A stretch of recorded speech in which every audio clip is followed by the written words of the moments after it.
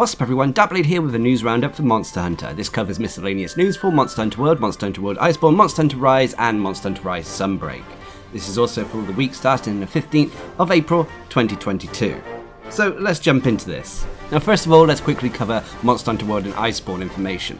Firstly, the Kulve Siege has made its way back to the game. We now have access to the Kulve Siege as well as the Master Rank Kulve event quests. So it's an opportunity to get yourselves some of the Kulve armor as well as the Kiar and Kulve weaponry. On top of that, there is also a seasonal event currently going on in Monster Hunter World and Iceborne.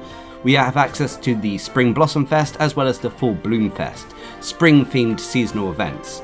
During the next 2 weeks, whilst these events are going on, you'll have access to daily limited bounties, daily vouchers and more. As always, if you want more information on not only the Kulve Siege, but the Spring Blossom Fest as well as the Fall Bloom Fest, there are dedicated videos elsewhere on the channel for you to check out. But let's move away from Monster Hunter World and Iceborne to talk about Monster Hunter Rise and mainly Monster Hunter Rise Sunbreak.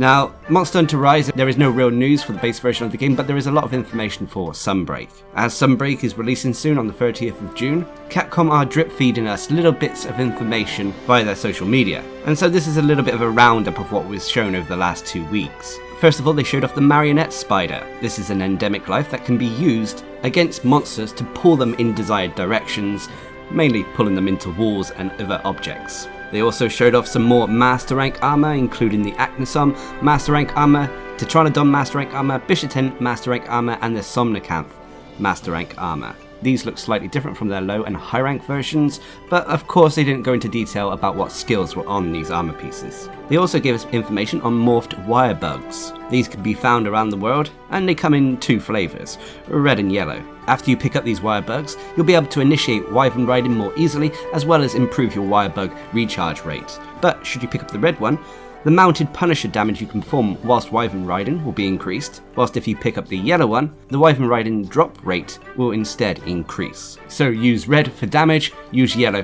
for if you're farming materials. Additionally, they announced that they will be tweaking some of the loadout and shortcut settings in the game. They didn't specify what, they simply showed a screenshot.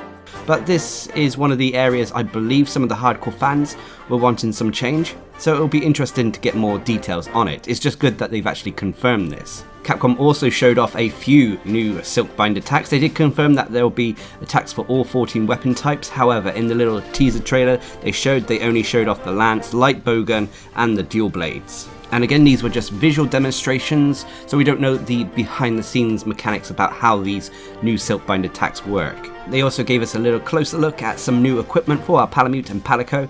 The Palamute seems to have some form of light bowgun attached to its back, whilst the Palico has its classic instrument akin to the Choral Orchestra return, which I assume it allows the Palico to buff us. But despite all that, there was 2 other bits of information, well I would call them big bits of information that Capcom showed off. First of all, they gave us a tour of the Citadel. This was a simple walkthrough of the area, but we got to see the diverse ecosystem, and it showed that the area goes from a forest area to a swamp-like area to a snow area. It's quite versatile. We also got a small glimpse at the house that we will live, which is our new room. And then finally, the most interesting thing this week was they showed off a preview hunt against Garangolm and what the new monster can do in Monster Hunter Rise Sunbreak. Of course, if you want to see the walkthrough of the Citadel or the fight against Garangolm in full, you can find them on the Monster Hunter channel. I'll have them linked down in the description below. But what are your overall thoughts? Are you excited for Sunbreak? Please leave a comment down below. And until next time, I've been Darcblade, bringing you a news roundup for Monster Hunter. Hope you enjoyed the little video, thanks for watching, subscribe and like for more.